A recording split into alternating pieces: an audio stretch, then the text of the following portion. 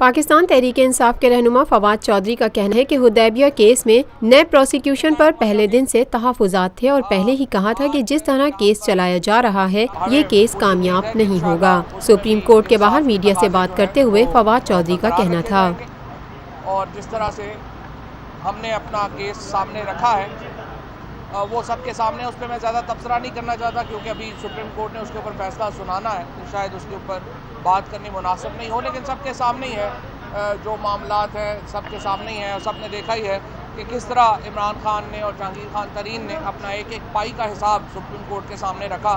और ये केस एक काउंटर ब्लास्ट था जो पनामा पेपर्स में मुकदमा आया था उससे ज़िमन में। लेकिन उससे पहले अभी सुप्रीम कोर्ट के 3 जजेस ने हुदैबिया पेपर से मुतालिक जो अपील है नैब की उसको डिसमिस किया है। ये यकीनी तौर के ऊपर इस फैसले की एक अहमियत है।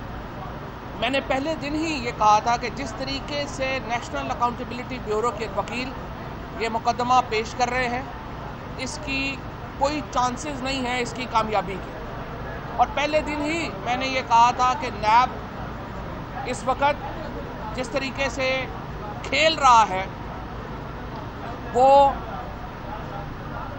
साफ नज़र आ रहा है कि मिलके खेल रहा है। इसहाक डार और नैब के ताल्लुकात पर बात करते हुए फवाद चौधरी ने कहा, इसहाक डार के और नैब के जो ताल्लुकात हैं वो इस कदर गहरे और वसी हैं कि हमने देखा कि नैब के प्रोसिक्यूटर जनरल नैब से रिटायर हुए और अगले दिन वो बाद में आके इसहाक डार साहब के वकील बन के नीचे जो है वो पहुंच गए। नैब के प्रोसिक्यूशन डिपार्टमेंट के ऊपर पहले दिन से शदीद तहफ़्फ़ुज़ात हमारे हैं और हमने नैब के चेयरमैन की तवज्जो इस जानिब दिलाई थी।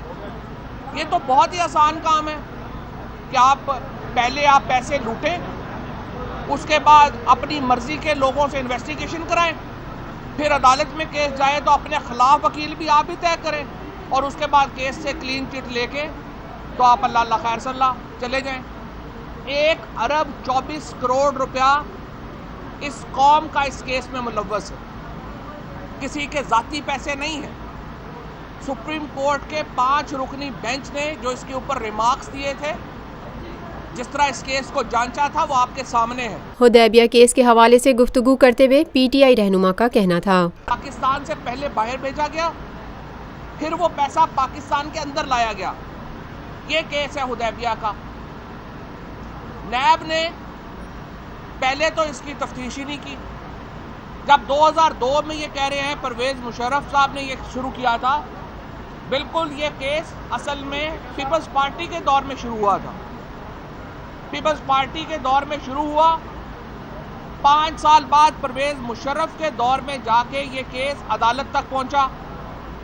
जब अदालत तक पहुंचा तो किंग अब्दुल्ला सऊदी अरब के उनकी सिफारिश आ गई, डील हो गई और नवाज शरीफ साहब बोरिया बिस्तर उठा के बाहर चले गए और उस वक़्त रियासत की मर्जी से बाहर गए। तो क्या ये पैसे हलाल हो गए कि नवाज शरीफ साहब को किंग अब्दुल्ला के कहने के ऊपर छोड़ दिया गया तो ये पैसे हलाल हो गए? सारे पैसे हलाल नहीं हुए। जो हराम के पैसे हैं वो हराम के रहते हैं, जो हलाल के पैसे वो हलाल के रहते हैं। पाकिस्तान पीपल्स पार्टी और पाकिस्तान मुस्लिम लीग नून पर तनकीद करते हुए पाकिस्तान तहरीक इंसाफ के रहनुमा ने कहा, शरीफ साहब की हुकूमत बनी, अपने ही एक MNA नसीर भुट्टा साहब को बनाया गया वकील और उन्होंने जाके अदालत में कहा जी हम केस नहीं चलाना चाहते, ये केस ख़त्म हो गया। फिर COD हो गया पीपल्स पार्टी में और PMLN में, आप हमारे केस नहीं खोलेंगे, हम आपके केस नहीं खोलेंगे। और नैब सुप्रीम कोर्ट को बता रहा है कि नवाज शरीफ साहब को मुल्क से जला वतन कर दिया गया।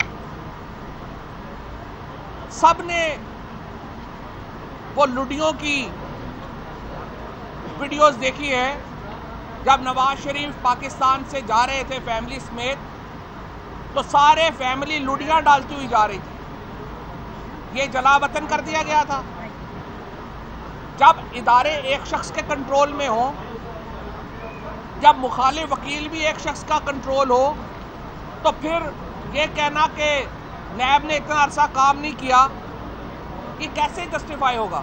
सुप्रीम कोर्ट ऑफ पाकिस्तान के बाहर मीडिया नुमाइंदों से गुफ्तगू करते हुए फवाद चौधरी का मजीद कहना था, 1 अरब 24 करोड़ रुपया किसी का जाती पैसा नहीं है, पाकिस्तान के लोगों का पैसा है। इस पैसे को ये कहना कि इसका हिसाब किताब ही नहीं होगा, मैं समझता हूँ पाकिस्तान के लोगों के साथ ज्यादती है।